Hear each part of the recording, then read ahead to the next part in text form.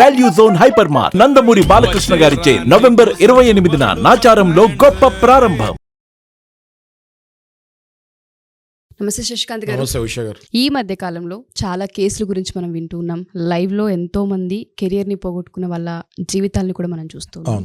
Relationship లో చాలా మంది ఈ జనరేషన్ వాళ్ళకి ఫేక్ లవ్ ఏంటి, ఏ విధంగా ఐడెంటిఫై చేయొచ్చు అన్న వాటిపైన అవగాహన ఉండదు. తీరా అంతా అయిపోయిన తర్వాత కోర్ట్స్ చుట్టూ లాయర్స్ చుట్టూ తిరుగుతుంటుంటారు. దానికన్నా ముందు కొన్ని సంకేతాలు ఉంటుంటాయి, సిమ్టమ్స్ మనకు తెలుస్తూ ఉంటుంది. ఇదేదో రాంగ్ అనే సిమ్టమ్ తగులుతూ ఉంటుంది. ఒక రిలేషన్షిప్లో ఎంటర్ అయిన తర్వాత ఖచ్చితంగా ఇవి ఉన్నాయి అంటే ఇది రాంగ్ అని ఐడెంటిఫై చేసే విధంగా ఏముంటాయి, వేటి ద్వారా ఇది ఫేక్ అని మనం తెలుసుకోవచ్చు అంటారు? ఇవి యాక్చువల్గా ఇవి అవసరం లేదు ఈ సబ్జెక్ట్స్ యాజ్ అడ్వకేట్ అని అనుకునే క్రమంలో ఈ మధ్యకాలం కేసులు చూస్తుంటే మనం కొంచెం అవేర్నెస్ కూడా క్రియేట్ చేయాలి. అది కూడా మన బాధ్యత. మనం కేసు నా దగ్గరికి వచ్చే క్లయింట్స్ చూస్తే బేసిక్గా వాళ్ళు చేతులు గాలిన తర్వాత ఆకులు పట్టుకునే టైంకి వస్తున్నారు. సో ఐ థాట్ మీతోటి అవేర్నెస్ కూడా క్రియేట్ చేద్దాము. అసలు ఆ స్టేజ్కి వెళ్ళకుండానే ఆగిపోతే ఎంతో సులభంగా ఉంటుంది కదా వాళ్ళకు కూడా లైఫ్. సో అట్లా ఆలోచించి ఈ ప్రోగ్రామ్ ఇష్టం జరిగింది. ఇందులో మనము ప్రథమంగా డిస్కస్ చేసుకోబోయేది fake promises and fake love గురించి. అంటే ఏంటి ఈ ఫేక్ లవ్ అంటే ఏంటి, ఫేక్ ప్రామిస్ అంటే ఏంటి అన్నది మన వీడియో తీసి అట్లీస్ట్ ఒక్కళ్ళు రియలైజ్ అయినా చాలా అనిపిస్తుంది నాకు. ఏదో వేల మంది లక్షల మంది మారాలి అని కాదు, అట్లీస్ట్ ఒక్క జీవితాన్నైనా కాపాడినట్టు అవుతుంది కదా అనేసి మాట్లాడుకుందాం. ఓకే, సో ఇప్పుడు అమ్మాయిలు కానివ్వండి అబ్బాయిలు కానివ్వండి, ఫస్ట్ మనము అమ్మాయిల్ని మోసం చేసే అబ్బాయిల గురించి మాట్లాడదాం.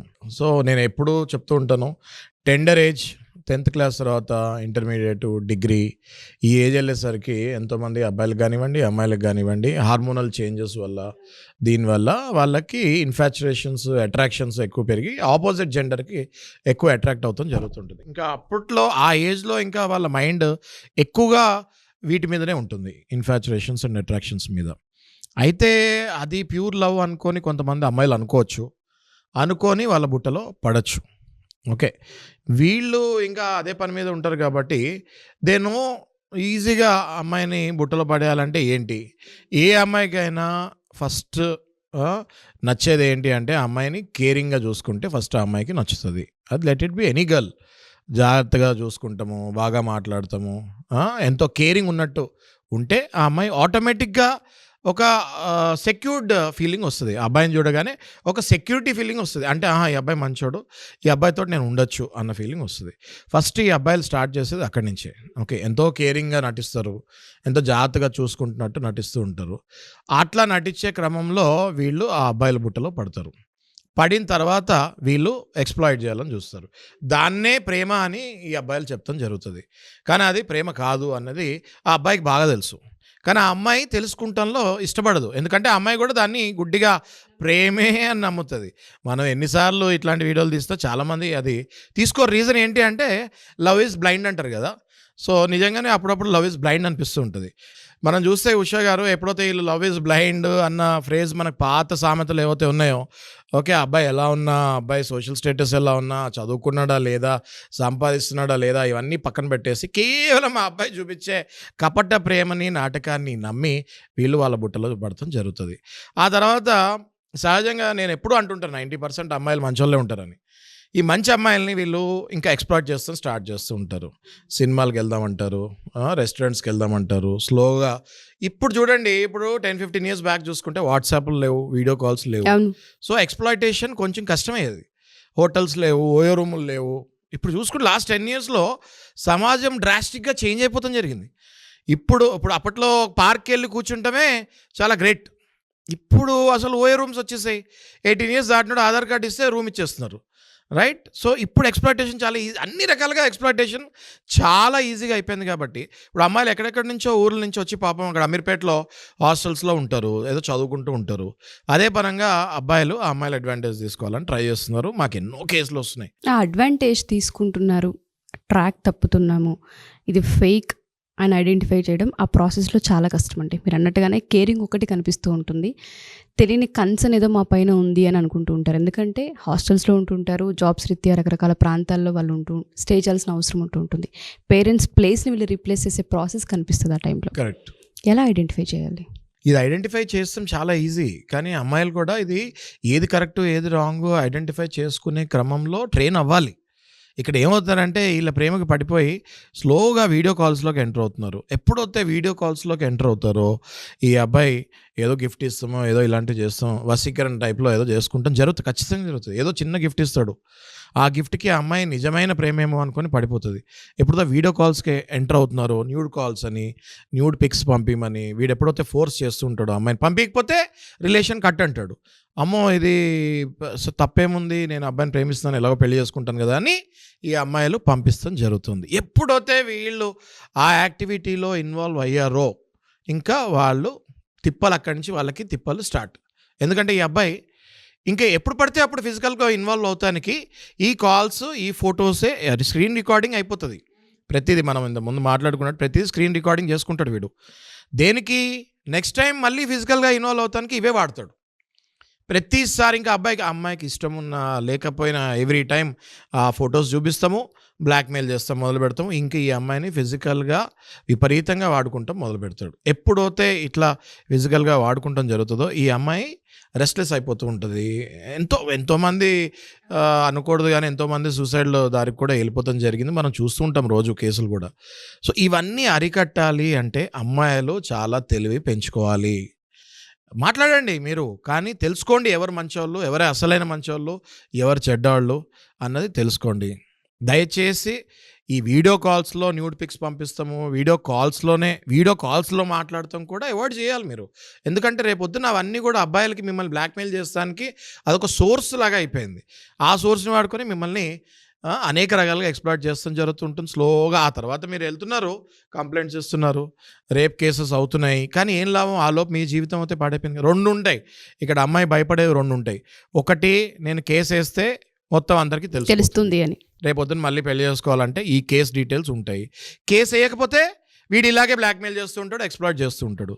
ముందు నొయ్య వెనక గొయ్యలాగా ఉంటుంది. సో అలాంటి అమ్మాయిలకు కూడా నేను సలహా ఇచ్చేది ఏంటి అంటే దానికి కూడా సొల్యూషన్ ఉంది. మీరు కనుక అలాగే భయపడుతూ ఉంటే వాళ్ళు మిమ్మల్ని వాడుతూనే ఉంటారు. కాబట్టి మీరు దయచేసి మాలాంటి అడ్వకేట్స్ని అప్రోచ్ అవ్వండి.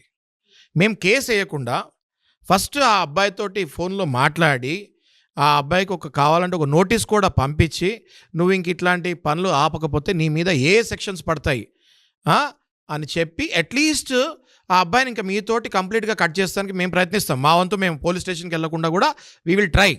ఆ తర్వాత ఇంకా అబ్బాయిని వదిలించుకొని మళ్ళీ జీవితంలో మీరు అలాంటి తప్పులు చేయకుండా ఉండాలి. నెంబర్ 1 అది.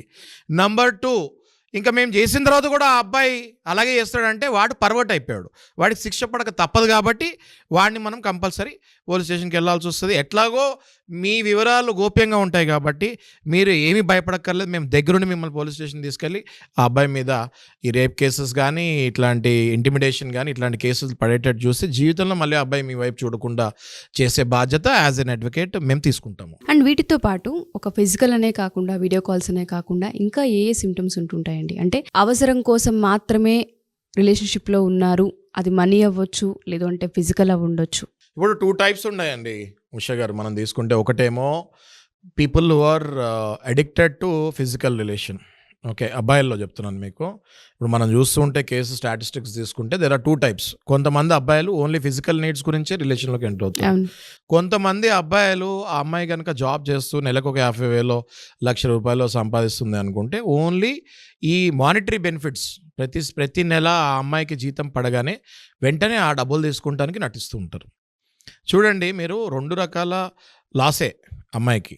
ఐదర్ మీ పడిన శాలరీ మొత్తం కాజేస్తానికి వాడు ఫస్ట్ వస్తే మీ శాలరీ ఎప్పుడు పడుతుందా అని వెయిట్ చేస్తూ ఉంటాడు, వాడేం పనులు చేయడు వేరే పనులు.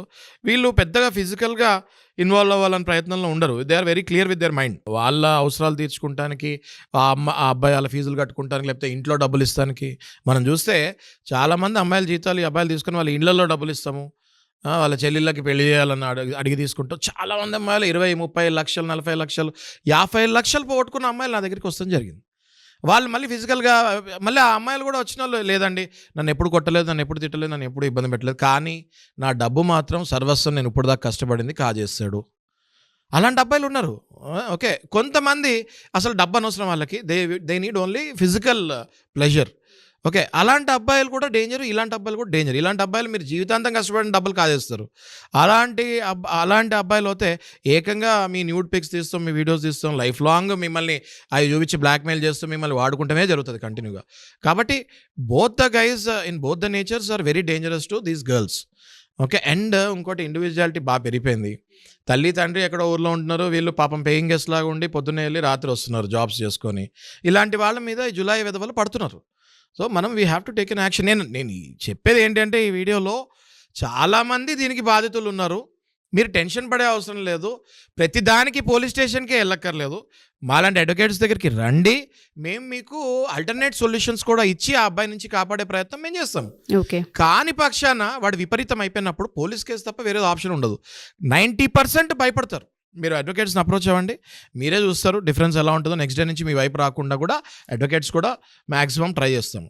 కాని పక్షాన తప్పదు కదా, మరి వాడు డేంజరస్, వాడు యానిమల్ లాగా అయిపోయినప్పుడు తప్పదు, ఇంకా కేసుకి తప్పదు. సో ఒక ఫిజికల్ అనే కాకుండా వాళ్ళ దగ్గర ఏ ప్రూఫ్స్ ఉన్నా బెదిరిస్తున్నారు వాటిని అడ్డం పెట్టి అని అమ్మాయిలు కనుక తెలిసి ఆ రిలేషన్షిప్ నుంచి బయటపడాలి అనుకున్న వాళ్ళందరికీ ఖచ్చితంగా న్యాయస్థానం నుంచి సపోర్ట్ అయితే ఉంటుంది. 100% న్యాయవాదుల నుంచి సపోర్ట్ ఉంటుంది, న్యాయస్థానం నుంచి సపోర్ట్ ఉంటుంది. కాని పట్ల ఇమీడియట్గా పోలీస్ యాక్షన్ తీసుకునేటట్టు కూడా మీ రహస్యం అంటే మీ ఫేస్ కానీ మీ పేరు కానీ బయటకు రాకుండా సుప్రీంకోర్టు క్లియర్ ఇన్స్ట్రక్షన్స్ ఇచ్చింది. ఇట్లాంటి బాధితులు విక్టిమ్స్ ఎవరైతే అమ్మాయిలు ఉంటారో పేరు కానీ ఫోటో కానీ మీడియాలో కూడా ఎక్కడ రాకుండా ఉంటుంది. కాబట్టి కేవలం పర్సనల్గా మేము తీసుకెళ్ళి కంప్లైంట్ ఇప్పించి కేసు అయ్యే వరకు మేము ఏంటంటే ఉంటాము.